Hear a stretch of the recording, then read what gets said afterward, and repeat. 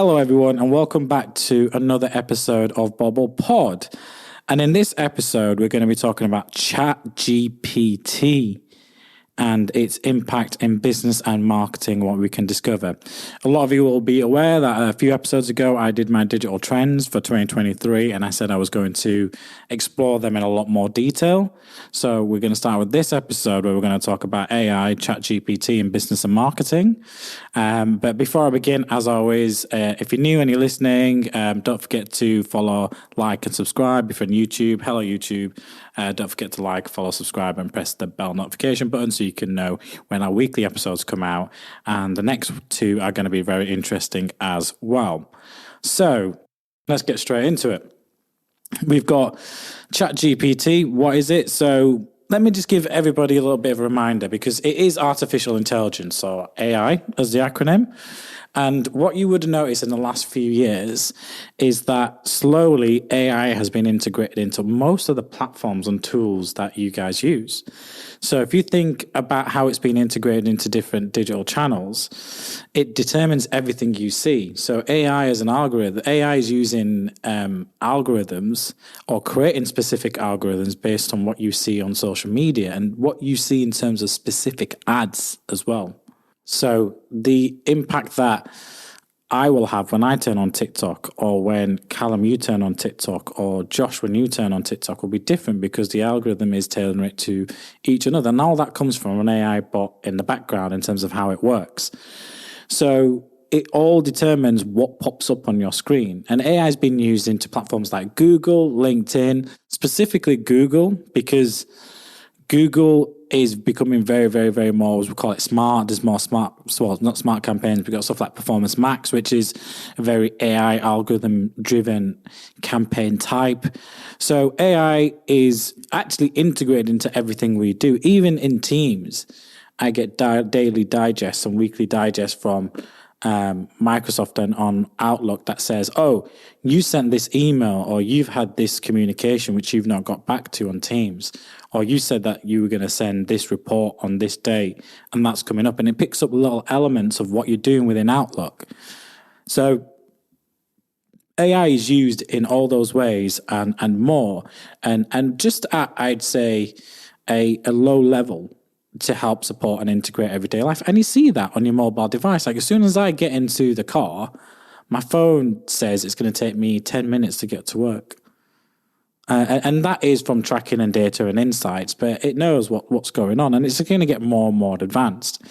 So one of the biggest, most exciting developments, which is what this podcast is about, is Chat GPT. And that stands for Generative Pre-trained Transformer. I'm never going to get that. It's going to take me a while to really get Chat GPT together. I'm not sure if that needs a rename. I don't know. I think it doesn't play well off the tongue. You know, like Google, Meta, LinkedIn, TikTok. I feel like the company that owns it or it's launched by is OpenAI. I think that just sounds better. OpenAI sounds better than ChatGPT. GPT-3 is what they're calling the new version now. But OpenAI is a Silicon Valley giant. And since it launched in November, that's it. Floodgates are open. And when I say the floodgates are open, there's no stopping AI and ChatGPT. I mean, even if you go on there, sometimes you get a waiting list and get notified when you can go in and use it. I've used it a few times. I'm very interested in terms of the insights and the elements that come out of it. The first feedback and the one piece of advice I'm going to give anyone who's using ChatGPT is make it conversational. Don't ask for things. Don't be blunt. Make it very conversational. Some of the research and some of the podcasts and the videos I've watched about people using the platform is a lot of the better results come out when you actually break down and have more of a conversation with the platform. Remember, it's not Google. You're not asking it questions. You're asking it to do things. And the more conversational you make that, the more interesting you make that as a conversation, the better response you're going to get because it's going to create those elements for you. So floodgates are open. You just need to have a look at it as a business, how you could look at the strengths and weaknesses in terms of how it's going to impact you as a business from a marketing perspective. the opportunities are unknown. And I say unknown because it's November 2022 when it was launched. It's February 2023 now. It's been 3-4 months. I mean, OpenAI has been around for a while and the platform's been developed for a long time. But in terms of public use, like when iPhone came out and all these other products that are game changing, it's going to lead to better and other things. But in terms of what does it mean from a marketing perspective first, because this is a marketing podcast, it means what we're seeing is that, and we're testing this ourselves, is we're seeing what does the platform come out with content in terms of like when we're trying to do more specific niche pieces of content and come up with unique niche pieces of, blogs and articles and new page content, we're testing the platform to see what it comes out with. So our clients range from anything from aesthetics, in terms of like, facial aesthetics, through to B2B and data analytics, and Power BI competitors, to, everyday furniture, to high-end furniture, to entertainment, in terms of clients like Stockwell Park. It varies and the content varies accordingly, and that's why we have to be agile and adaptive. So we're testing it not just for that, but also on the paid side of things. So that's how it's implementing SEO, but from a paid side of things, in the sense that, well, we can give it examples of headlines we think are good, and it can come up with more headlines and descriptions. Now, you consider that you've got responsive search ads within Google, and we've already talked about this in previous podcasts, where you've got 15 headlines and 4 descriptions in one ad. Now, it's very, very time consuming, and obviously it's part of what we do in terms of like having time to go out, research, look at new headlines, look at previous headlines, new campaigns, working that around the keywords within the ad groups and the campaign structure. You've got to come up with 15 headlines and 4 descriptions just to make sure that you have ad strength that is good, not even excellent. And then there's other parameters you need to be ticking the boxes off from Google Ads perspective to get an excellent ad strength. So we're testing it in terms of that, but also in terms of social media headlines to see what it can do.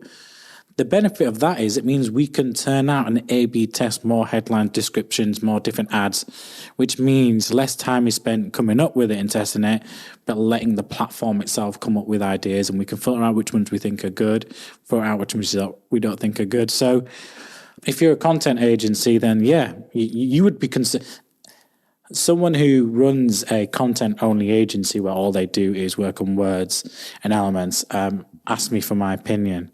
And I'm going to keep them. I'm not going to say who they are. And I said, to put it bluntly, I said, you should be worried. You need to either adapt this platform into your offering, streamline processes, because the last thing you want is for this to replace you. And I went, we do everything in-house, but ad copy is one element of managing Google Ads. It's a fundamental element, don't get me wrong, but it's one element. Blogs and articles writing is one element of SEO. You've got the outreach, you've got the link building, you've got the technical SEO, you've got so many other elements, and platforms you need to be experts on, like SEMrush, SE Ranking, Screaming Frog, RFs. It's not limited to just one element. So because they specifically focus in content writing specifically for blogs, new landing pages, I was like, you've got to show how you're using tools like this, but other tools to offer value. So when clients come to us compared to others, it's because we use tools like, big shout out to Lunio, which protects ad fraud, and we don't even charge our clients for that. So we prevent ad fraud for our clients. It's platforms like SpyFu, AdZoomer. We've created our own Bobble Insights platform. This all comes from insights, data, knowledge that we share, and we'll do it. And now Chat GPT will be another element of that marketing element, which will allow us to keep prices low instead of having to increase them over time, because we'll have that time element to it. So if anything, it'll provide us more efficiencies. It means we don't have to go to clients longer term and say, well, actually, depending on how the economic environment goes, we can do it. But it means we can offer more value to our clients. Instead of doing, for like our lower returners, ad copy changes, every 2 to 4 weeks, we can do it more frequently for them because it takes less time. But from a business perspective, and this is the most interesting one, I'd be surprised how many of you knew that actually Microsoft was an investor into OpenAI. It invested $1 billion back in 2019 into OpenAI, the company that owns Chat GPT, and is about to make a further £10 billion investment into OpenAI. And I was reading this on the Financial Times, if anyone knows where the source is. And it's going to be a defining deal for AI and tech in the business. And I was watching a clip of another podcast which actually mentioned that Chat GPT is going to be part of Office Microsoft 365. And straight away, I saved that video. I went onto Google. I was like, ooh, what does this mean? Is this true? And I read it, and then I came across the Financial Times article. I tell you, it pays to do research and actually watch content relevant to what you're doing. And it is true. ChatGPT will be linked in the coming future to Office Premium and Teams, which is a game changer. And what this means is when you're on Teams and you've got so many people on it, it'll automatically transcript the whole conversation of what you're doing. So there's a platform called Otter.ai out there that does that right now. It's really good. But this will allow it to do it for you. The benefit of that is that you could end up saying, like, what did Manni say in X meeting last week? Or what did our client say? I could say to one of my clients, or what did Josh say, in our podcast planning meeting on the elements in terms of like elements. It'll come up there and you'll know who said what said what. So right now, from an agency perspective, we'll have at least minimum two people on a call, because one person who takes the lead on the account will take the lead. The other one will write notes and the other person will write notes in between, and we'll summarize everything.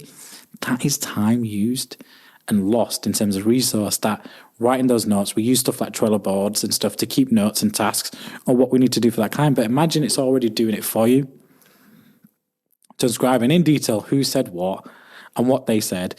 And then from that, it'll show you anything that's due. So if we had a conversation with clients and said, okay, we'll pull off this date and send this report by X date, it'll pick it up and it'll put that into a to-do list for that specific person. It'll be able to then set deadlines in terms of when those meetings and tasks are due by, and organize that within your calendar and Outlook. On top of that, if you're going to say you're going to follow up with another meeting on X date and you agree with it, it'll pre-put it into your Teams and Outlook calendar and invite those people in. If you say you're going to, then okay, I'll email Callum on X elements and I'll send him through the agenda, document, I'll send it to him. It'll pre-create the draft template for you to send to Callum based on what it knows you need to send. And I'm all for this. I was nerding out when I was watching this video, and I have the video saved, and I'll get, for the benefit of people on YouTube, we'll add it on as a little clip on there, and I'll get Josh to do his amazing editing.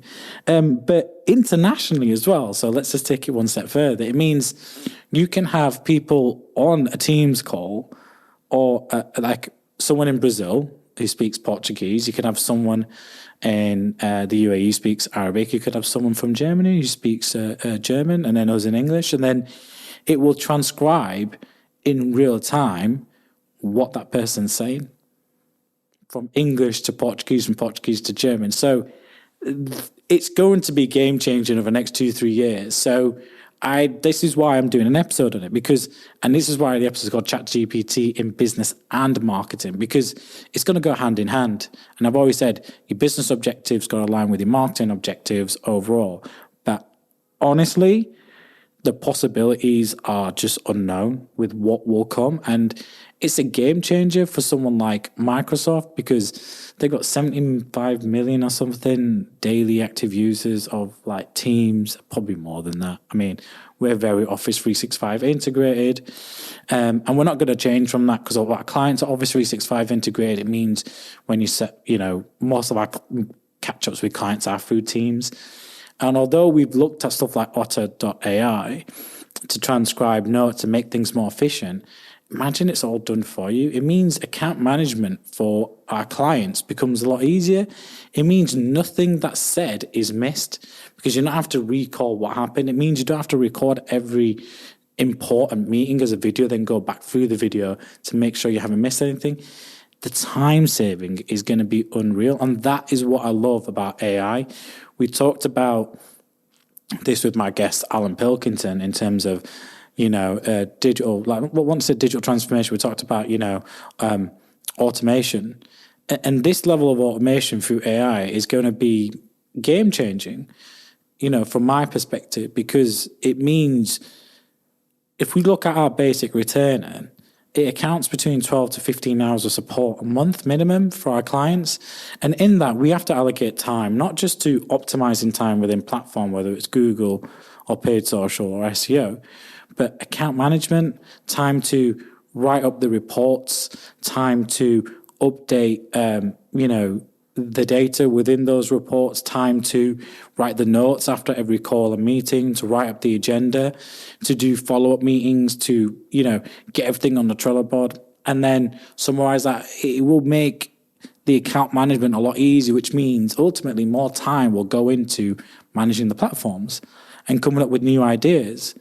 And if we're not spending less time coming up with headlines, descriptions, we can focus more on actually just creating the ads, focusing on the actual strategy and implementation of the campaign. So it will go hand in hand. There's business benefits and marketing benefits overall.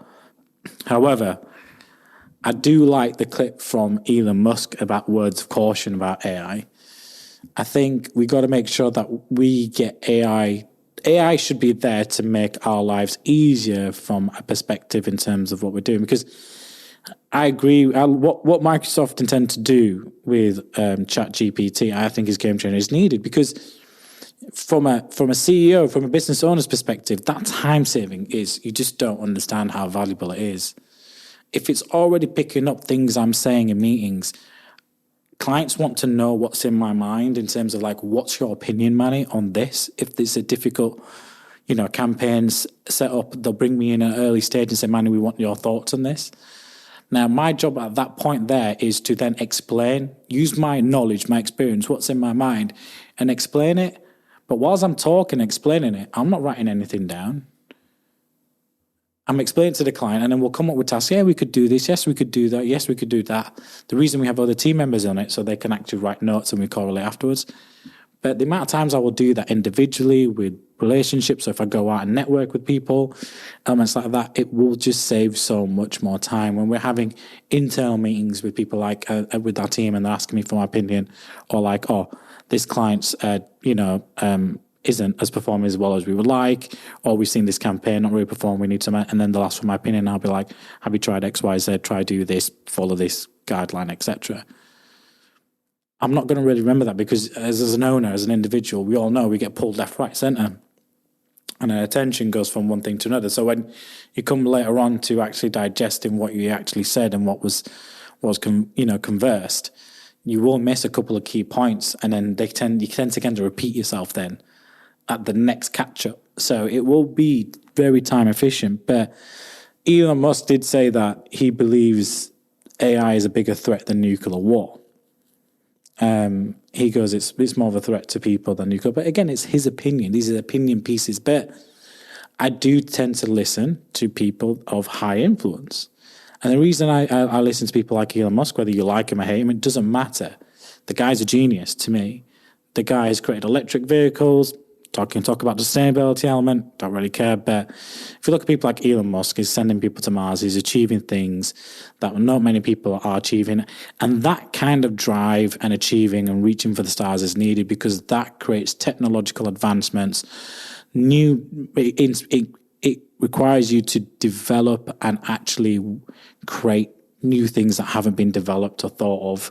It's innovation at the highest level, which then naturally trickles down into everyday technology and elements, which is why we are now all on laptops, on podcasts, on mobile, and have platforms like TikTok and elements like that. So it's much needed. But I really do listen to key people, even though I'm not their biggest fans at times. So people I'm not Mark Zuckerberg's biggest fan, but I will listen to what he says when he talks about Meta and Web3, I will listen to Elon Musk, because these people are at such a high level that their influence in terms of what decision they take those companies and which directly impacts some of the work we do, for example, Meta, you have to take it on board, because they're going to direct what happens next. They're going to have a say. So it's important, whether keeping personal opinions aside, but from an intellectual point of view, looking into platforms like Chat GPT, which is why it was a big hit. Really a lot of noise in December. I started playing with it in January, but now that I've done enough research on it, I can now explain to you on a podcast my thoughts of it. And it's still early days. I'm no expert on Chat GPT. I'd still say I'm a novice at that level, but I've used the platform. I've seen other people use the platform. I've had feedback from my team. I've done some research to see where it's going. And I've then taken that time spent doing that research and put it into a podcast and explain it to you guys. So I hope you found that really interesting, that episode. There's a lot more that's going to come from AI and ChatGPT. And as it comes up and we find new things, we'll continue to share it on our platforms, podcasts, and through our website as blogs. We will be sharing a blog with this, and what you'll start noticing as a trend for our podcast, specifically when it's just myself and not with a guest, is there'll be a follow-up blog and article on our website on that specific topic, so you can see where I'm getting my research from, the websites I'm going, where I'm getting my stats and insights from. So I've done the research for you. You can just look at my summarized version from it. But if you want to do further research, there's links, elements, more detail for you to go and find out for yourself, and that's what we're trying to do here on Bobble Pod.